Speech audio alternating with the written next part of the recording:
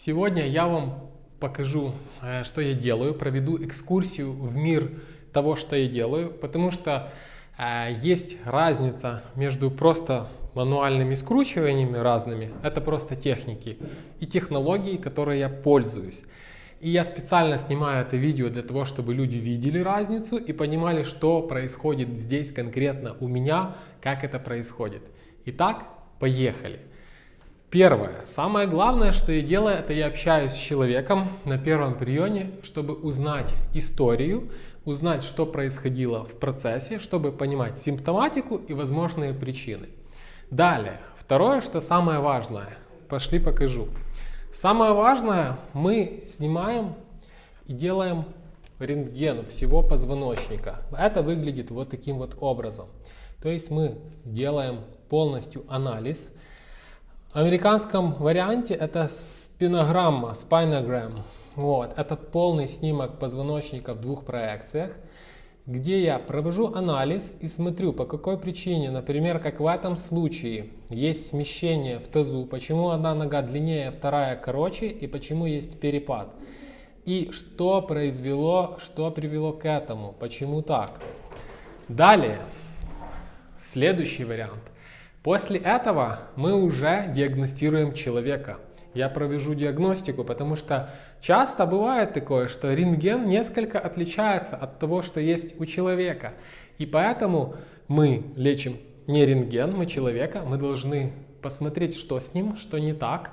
И мы делаем сначала пальпацию движения, то есть проверяем, какие сегменты движутся, как движутся, каким образом, что ограничено в движении, что нет, что является, например, фиксацией, что является компенсацией и где конкретно идет пережатие нервного окончания.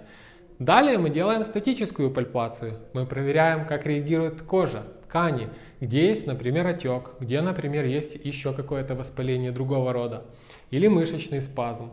Далее с помощью прибора, который называется нервоскоп, который измеряет разницу температур с разных сторон позвоночника, мы проверяем, где есть пережатие нервного окончания.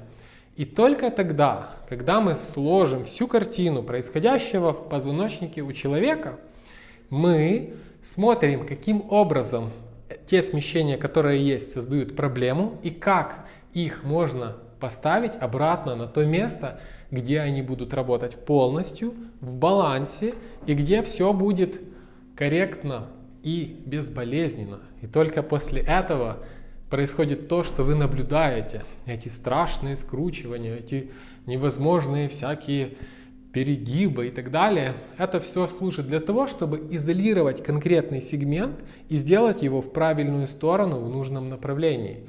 И почему так страшно? Потому что часто проблема хроническая, и связки уже работают по-другому, и поэтому нужно поправить его, поставить, чтобы связка отпустила, и это достаточно сложно. Но на самом деле все говорят, выглядит куда как намного ужаснее, чем ощущается.